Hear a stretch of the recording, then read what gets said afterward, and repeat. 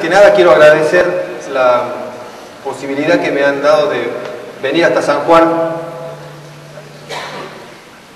a hablar de un tema en el cual no soy del todo estricta, y eso quiero aclararlo porque mi especialidad no está relacionada con la actividad minera en particular, sino más bien con las ciencias ambientales y la evaluación de sustentabilidad y la evaluación de impacto ambiental en distintas actividades, como puede ser la agricultura, la gestión del agua o, en este caso concreto, la minería.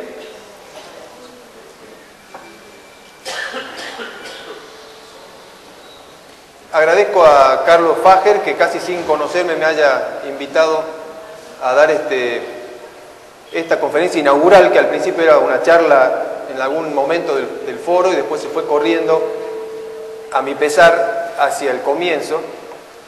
Así que no sé si agradecerle mucho que me haya puesto como conferencista inaugural, pero sí le agradezco que me haya invitado. Lo que yo voy a tocar en esta conferencia es más bien teórico. Yo creo que uno de los grandes problemas que tenemos hoy en la sociedad, y un poco en línea con lo que se expresaba anteriormente, no es tanto la práctica o la necesidad de hacer cosas prácticas y concretas, sino a veces la falta de un marco teórico, conceptual, debatido, adecuado, para empezar a tratar los temas prácticos. Entonces, me parece importante, antes de entrar en el tema concreto de la minería y la relación entre minería y sociedad, dar algunos lineamientos teóricos, digamos, o más generales, que quizás nos ayuden a marcar la discusión posterior. En ese sentido, no sé si se lee muy bien, pero el objetivo de esta presentación es dar un breve panorama de algunas visiones de lo que se llama desarrollo, entre comillas también, y vincularlas, intentar hacer una vinculación de estos marcos conceptuales con la sustentabilidad de la actividad minera. Antes de evaluar la sustentabilidad de una actividad, cualquiera sea, generalmente se hacen una serie de evaluaciones previas o digamos, estudios que permiten definir, por ejemplo, si la actividad minera es técnicamente posible, si es legal, se analiza la cuestión normativa, las leyes, si es rentable. No se inicia nunca una actividad ni minera, ni agrícola, ni de ningún tipo, por lo menos las actividades de este tipo que generan ingresos, sin evaluar la rentabilidad previa, de manera previa. Últimamente también se han empezado a hacer estudios para evaluar su impacto ambiental. Hasta incluso se han hecho estudios para evaluar su aceptabilidad social. Ahora, lo que queda flotando en el aire es si todo eso automáticamente lleva a que la actividad minera sea sustentable. Tenemos que dar un pasito más para atrás, porque entonces tenemos que preguntarnos, bueno, ¿qué es la sustentabilidad? ¿Se puede decir que la sustentabilidad es la suma de todos esos factores técnicos, económicos, ambientales, sociales? ¿O es otra cosa? Y si es otra cosa, ¿qué es? Y aquí es donde entra un poco la cuestión de las visiones y los marcos conceptuales, porque hay distintas visiones sobre lo que es la sustentabilidad. Seguramente cada uno de nosotros tiene en su cabeza una idea de qué es la sustentabilidad, y muchos usamos la palabra sustentabilidad, sustentable, sostenible, sin tener muy en claro exactamente qué significa. Entonces, ahí donde empieza el análisis de cuáles son los marcos conceptuales o los paradigmas, como también se denominan, que nos pueden iluminar el debate sobre la sustentabilidad de una actividad productiva. Bueno, una definición de paradigma es la que está en pantalla, O sea, es un sistema coherente de conceptos, ideas, visiones del mundo, predisposiciones, estructuras mentales. Por lo tanto, de la misma definición de paradigma surge que cada uno de nosotros probablemente tenga una visión distinta de lo que mucha gente llama el desarrollo.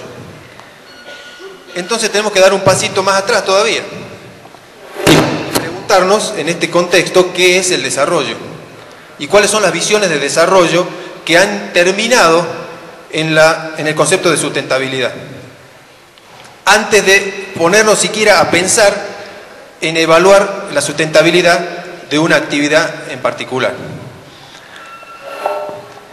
El problema filosófico de fondo que hay por detrás de la cuestión del desarrollo tiene que ver con estas dos esferas supuestamente enfrentadas, muchas veces dicotómicas, que representan la naturaleza y la cultura, o el ambiente, en terminología actual, digamos, y la sociedad, que no necesariamente son sinónimos.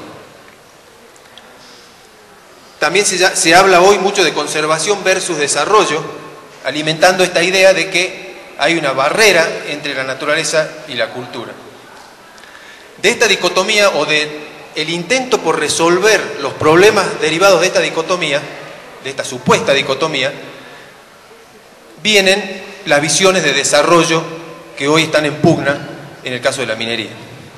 Y vamos a hacer un paneo muy rápido. La idea es que la presentación no se demore demasiado para poder ir un poco más al debate. Un paneo muy rápido de el fundamento, digamos, filosófico de muchas de estas visiones de desarrollo que hoy se enfrentan hasta en los diarios.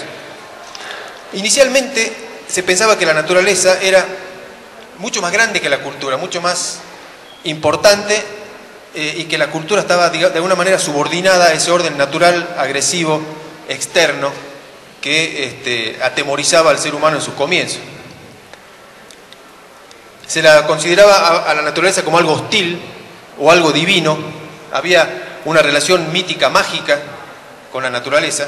Y digo había, y eso no quiere decir que no siga habiendo en algunas de las posturas que están en pugna este tipo de visión de la naturaleza.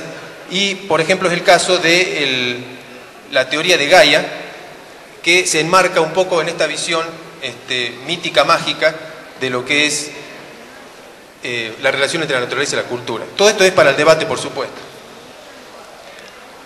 Cuando, después de la revolución industrial, el ser humano, digamos, empieza a dominar, entre comillas, a la naturaleza, se empieza a considerar que en realidad es la cultura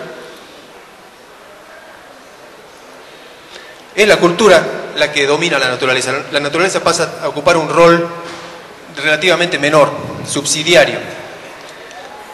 Y en este tipo de visión de la relación entre ser humano y naturaleza, hay básicamente dos mitos, que son el de la naturaleza como algo benigno, algo que no nos va a hacer nada por más que nosotros la explotemos de manera intensa. Y este mito de la naturaleza benigna ha sido el motor, y sigue siendo el motor, de la mayor parte de las visiones económicas, economicistas, productivistas, que siguen viendo a la naturaleza como algo que de última se banca cualquier cosa.